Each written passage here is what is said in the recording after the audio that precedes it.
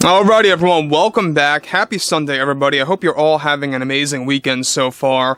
And given that it has been well over 2 years now since Gina Carano was let go from Disney, Lucasfilm, and the entire Mandalorian series by Kathleen Kennedy, ever since then, John, Dave, and a handful of Disney executives have really been working together on Gina's return and exactly how Cara Dune is going to come back into the picture, essentially, in future Mando seasons, as well as future Star Wars titles, installments, whatever have you, TV shows. This is Mike Zero. Subscribe if you're new and like this video to see future Star Wars updates. I'm also on Twitter at Mike01. I thank you also very much for the great and kind support. Now, we know that shows like Ahsoka, Mando 4, and a lot of others that will be announced, by the way, later this year at D23, are really going to be visiting different eras or different locations or even familiar locations at that in the galaxy far, far away. There's a lot of things happening right now between John, George, and Dave to really expand the universe properly, and given that, and I like to bring this up many times, given that Ahsoka is the first show that Kathleen Kennedy had zero input on, I think it's going to be something worth watching and something truly to look forward to, because this is going to be the first project in a very long time that Kathleen Kennedy had no involvement in. Now, Kathleen did have her hands in the script of Mando Season 3, but not during principal photography, but that was enough to do the damage. But moving on to the next thing, alright, what's really exciting about all of this is exactly what John and Dave are preparing to do for Gina Carano and, of course, the character of Cara Dune in, of course, an upcoming project. Let's dive right into this now. With Gina now fired well over 2 years ago, both John and Dave have been forming a big plan on Cara Dune's return to the Star Wars franchise. One big moment that they are storyboarding and preparing for The Mandalorian Season 4 that is intended for Gina Carano's portrayal of Cara Dune involves one of the major battles that will bring fans back to a familiar world. Now, the scene that is now being formed involves both Cara Dune, Ahsoka Tano, and Luke Skywalker working together against Thrawn's forces on what appears to be the world of Scarif again, but there's a twist. It's in this moment where hidden Imperial bases have been built and hidden inside of the long crater that was left behind by the Death Star blast, as seen at the very end of Rogue One. Gina is planned to portray Cara Dune in this mission for Mando Season 4 that is described to have a pushback moment against Thrawn's necromancer stormtroopers that are powered by Sith alchemy. Now, this scene is still a work in progress. However, John and Dave, there is a moment where Cara Dune is using a large weapon that appears like an RPG, blasting the troopers on the battlefield from afar, as Luke and Ahsoka are split and taking on different forces against Thrawn. Let me just, elaborate here quickly, because this is a very interesting addition of what they are doing, is that they are revisiting the world of Scarif. That's John and Dave's plan right now, and I'm glad that they're doing that. Some fans may not like this, but it's different when you revisit a world where you're revisiting it in a different way, and that's what I kind of like about certain scenarios.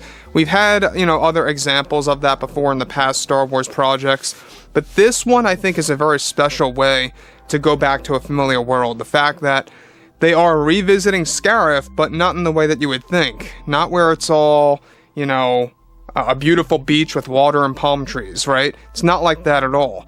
Basically, they're revisiting Scarif, but they're going into the depths of this crater that was created by the Death Star blast that is the home of tons of Imperial bases that were created by Thrawn's, essentially, new forces, his faction of the Empire, essentially.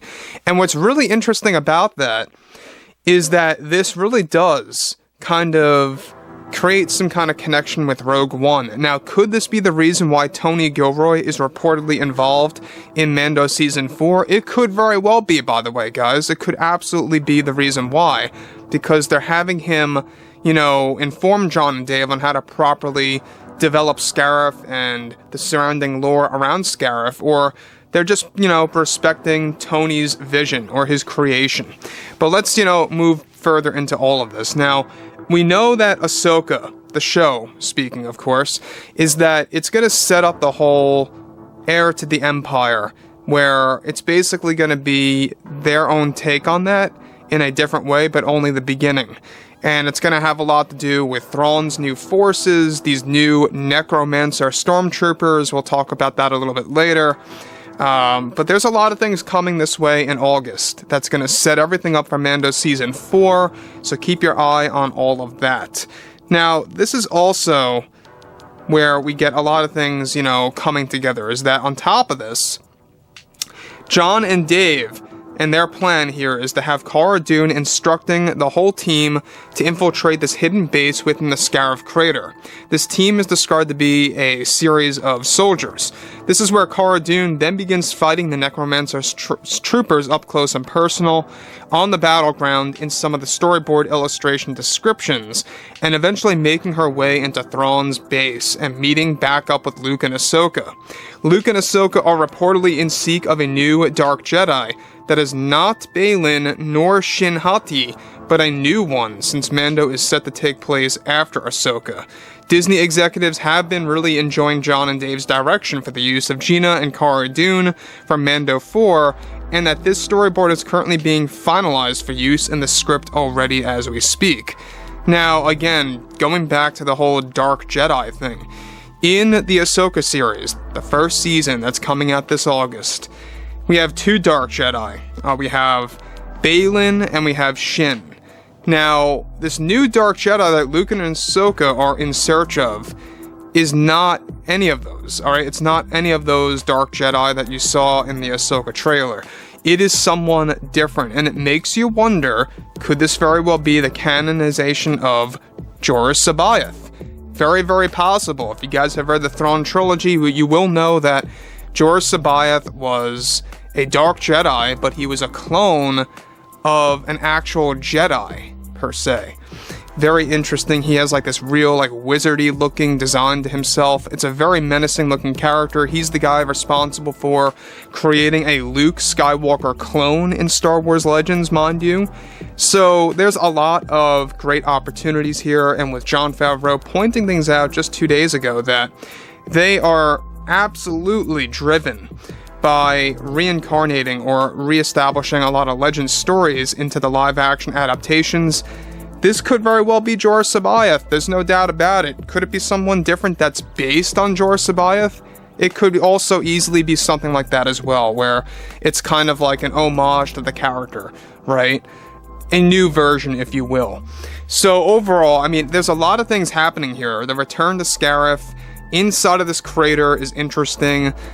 We know that, obviously, when the Death Star blasted Scarif, it just evaporated all the water instantaneously, at least on that section of the world.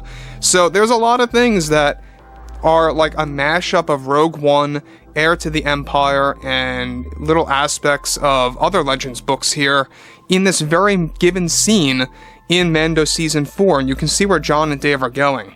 So overall, guys, I would love to hear your input on all of this below in the comments, and if you guys did enjoy the content for today, make sure to drop a thumbs up on this video to support the channel, and I will catch you guys next time.